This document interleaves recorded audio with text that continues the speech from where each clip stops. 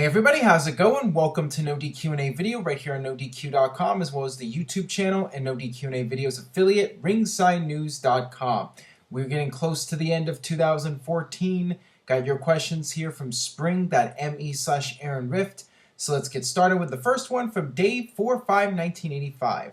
Do you feel that it is bad booking to bring back Undertaker for WrestleMania if he is not going to challenge the guy who defeated his legendary streak? Doesn't that not really make too much sense storyline-wise? I agree with you that it is bad booking for The Undertaker to be at WrestleMania. I understand WWE's viewpoint that they want to have Undertaker involved at WrestleMania as much as possible because they're still paying him money. He's still under contract, so their attitude is, why not utilize the guy and potentially get him in the ring if we can? But I think that it's a mistake creatively to have The Undertaker at WrestleMania. The streak is over. To me, it just wouldn't feel right for The Undertaker to be in a match at WrestleMania. Even if it was an official retirement match, it just wouldn't be the same knowing that the streak is over and he has a 1 in the 21-1, and then he would become, 22-1? I don't know. I'm just not really a fan of it.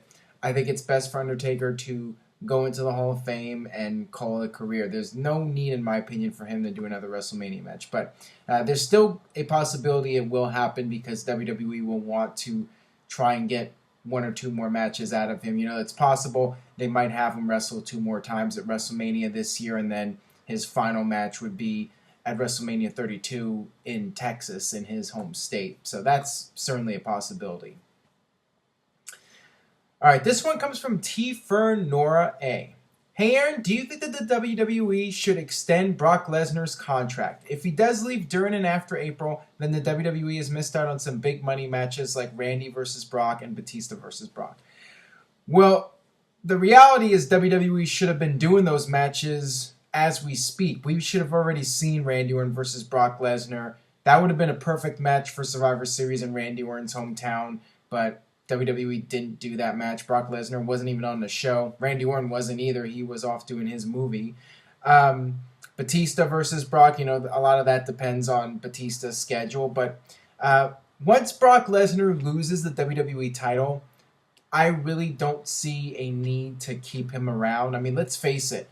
Brock Lesnar is being paid a ton of money by WWE, but he's not really increasing the ratings. The pay-per-view buy rates don't really matter anymore with the network. And, live attendance doesn't really make a difference. So what is Brock Lesnar good for at this point, other than the fact that he can help elevate the next big star of WrestleMania? But after that, not really sure what you do with Brock Lesnar. So if you were going to do these matches like Randy Orton versus Brock Lesnar, they should have been done already while Brock Lesnar is the WWE champion. I suppose after WrestleMania you could turn Brock Lesnar babyface and he could do those matches, but to me, they wouldn't have the impact. I think that, the best way to do those matches would be to have them take place when Brock is still champion, have Brock beat those guys, so he is a stronger champion leading up to WrestleMania when he would lose to Roman Reigns or whoever.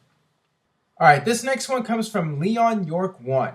Hello, Aaron. What is your take on WWE marketing Sting as the vigilante? It sounds like an annoying attempt to make Sting, quote, their own, so to speak. I agree with you on that. It is WWE's way of giving him their own nickname, so he has his own WWE identity. So far, I'm not a big fan of it. I mean, maybe once Sting actually makes an appearance on television, actually says something, maybe I can get into that character. Maybe if he's the vigilante Sting and he actually does some stuff, besides just appearing one time, I mean, maybe that could work, but why can't Sting just be the old classic Sting? Why does WWE have to change things up? Why do they have to change his music? Why do they have to do all this stuff? Just let Sting be Sting, the Sting that we all knew back in the day during the Monday Night Wars. Let Sting come out and be that Sting. I don't know how hard it is, but WWE feels the need to change up the WCW characters and WWEize them, I guess you could say. All right, this one comes from Shades on My Table. Because of NXT's success and the main roster's recent failures, do you think WWE would rush any of the NXT talents to make it to the main roster by WrestleMania? No, I do not see that happening, and There is the concern that if those NXT guys come to the main roster, that WWE will not know what to do with them, and creatively those characters will be poorly utilized, and they won't mean anything, and they won't make any kind of difference in WWE. These guys should be brought up to the main roster when WWE has a solid plan for them and a clear direction of where they want to go with those characters. There's no need to rush anybody to the main roster until the timing is right. So as much as I would love to see Sami Zayn and Kevin Owens on the main roster and all those other guys, Finn Balor, there's plenty of time. There's no rush, and you don't need to bring them all at once. Just bring in one at a time, over the next several months, and just wait till the timing is right and you have a good creative storyline for the person you're bringing into the main roster. All right, this one comes from Sam Axe. Hey Aaron, was Ziggler's clean win over Rollins on the live SmackDown, do you think that they are pushing him for a main event spot, or do you think that they just did it to make the fans happy and will forget about him in a month? Keep up the great work. Here's the thing about Dolph Ziggler. They're not going to push him to the main event level. He's not going to be WWE champion, as much as people out there would like to see that happen. Right now, Brock's the champion, and in all likelihood, the next champion is going to be Roman Reigns. And if not Reigns, Dean Ambrose would be next in line. Ziggler is the IC champion. That's great for him, and it's something for him to do.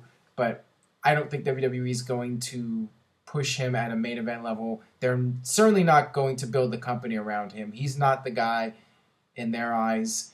And Dolph Ziggler is a guy they can rely on for great matches, but WWE's trying to build the next top star. They're looking for the next John Cena. That's what they have their sights set on.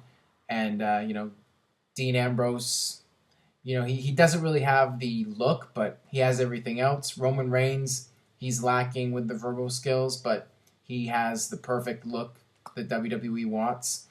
So those are the guys that WWE is going to focus on. Like I've said in previous videos, I wish WWE would do more with Dolph Ziggler as the IC champion, especially with Brock Lesnar not being around. Why not put Dolph Ziggler in a main event on Raw defending the IC title, or put him in a high-profile match at the Royal Rumble for the IC title against the top star? Why not elevate the IC title while Brock Lesnar is not around? Why they don't do that, I don't know. And, we'll see if they even bother putting Dolph Ziggler in high-profile matches. I mean, he was in the opening match at TLC.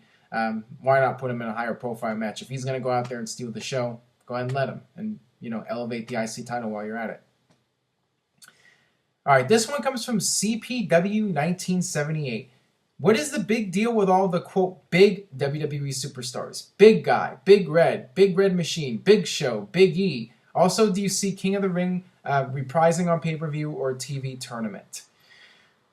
Regarding the Big nickname, yeah, it has been done to death, and it just goes to show once again how weak WWE is right now from a creative standpoint. That's the best they can come up with for Eric Rowan. I mean, I knew right then when they came up with that nickname, they really have no direction for this guy, and his push is going to quickly fizzle. That's what I felt when they introduced that nickname, and it's gotten really old. It definitely shows the lack of creativity and WWE unable to come up with original names for these guys.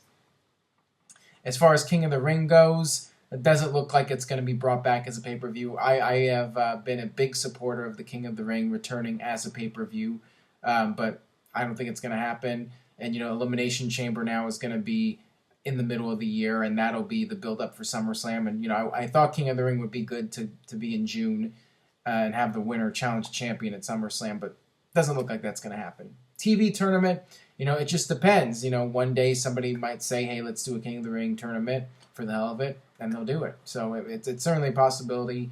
But I wish they would bring back the pay-per-view, but I think it's unlikely. All right, I'll be back in a moment with more of your questions. All right, welcome back. Got this question from Spectre World. I know Rusev and Ryback would be a dominant match, but I think Rusev should keep the belt. What do you say? I think Rusev should remain U.S. champion until WrestleMania. I think WrestleMania would be the right place for Rusev to finally lose a match clean in the middle via pinfall or submission. I mean, he has to lose at some point.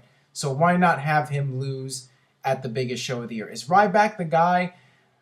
I don't know. I mean, you could have Ryback be the guy, but right now I'm trying to think about the potential matches for WrestleMania, and at this point, it doesn't seem like John Cena has a clear match for WrestleMania. I'm thinking that if you have Brock Lesnar versus Roman Reigns, you're going to have Seth Rollins against Randy Orton maybe. You have Dean Ambrose in there. Where does John Cena fit in with the WrestleMania card? Triple H versus Sting. WWE very well could do John Cena versus Rusev, and John Cena is the guy that finally ends Rusev's reign of terror. I mean, I think John Cena would be a more likely candidate than Ryback, but I mean, it doesn't really matter. I think in a perfect world, you would have another rising star beat Rusev, but I think it's more likely that the nod will go to John Cena and maybe Ryback. I mean, it could be Ryback, but if they're going to be feuding right now, by the time WrestleMania rolls around, John Cena would be next in line, and he could be the one to beat Rusev. So we'll have to wait and see. All right, got this question here from Deadpool for Hire. Do you think WWE could be sued by Marvel for using the Carnage character as Finn Balor's body paint? It was obvious WWE altered it to avoid copyright infringement, but what would be the effects if WWE were to be sued and lose? Answer in video. Well, that's the thing. I don't think WWE will be in any kind of trouble if they change it around enough. And, they're not going to just blatantly copy something and risk getting sued. WWE will change it. I definitely think Finn Balor should keep the body paint as part of his act. I think that makes him stand out from the other guys on NXT and on the main roster for that matter. So he definitely needs to keep the body paint. He kind of has the Jeff Hardy vibe going with the body paint. Just change it up. Be creative with it. You don't have to blatantly copy Marvel or whatever. Just come up with some cool body paint. I mean, how hard is it? All right, one more question here from the Naked Ninja. Hey Aaron, what do you think of Itami teasing the GTS, and would you think it would be a good idea for him to use it and a finish considering the pop it received? I think that he should bring it out at some point since he was doing it for many years, but on the other hand, everyone associates that move in the United States with CM Punk. So if he starts doing it in front of a WWE audience, a lot of people are going to think CM Punk. They're not going to think, this guy was Kenta in other promotions and he was doing it all those years ago. They're going to be thinking of CM Punk. And the problem is that you're going to get people chanting CM Punk if he starts doing that move. So, at some point, he can do it. After a while, people bring back old finishers. It happens all the time. But I wouldn't do it in the near future. Maybe a year or two down the line, he can start using it. But, I wouldn't have him do it anytime soon because it's just going to generate the CM Punk chants. All right, that'll wrap it up for this edition of NoDQ&A video. Thanks as always for watching. If you enjoyed today's video, please share it with a friend on Facebook or Twitter. Anybody you know who watches wrestling, have them check out NoDQ&A video, send them a link, and stay tuned to NoDQ.com for the very latest. Vote in the 2014 Year End Awards, and I will see you guys next time.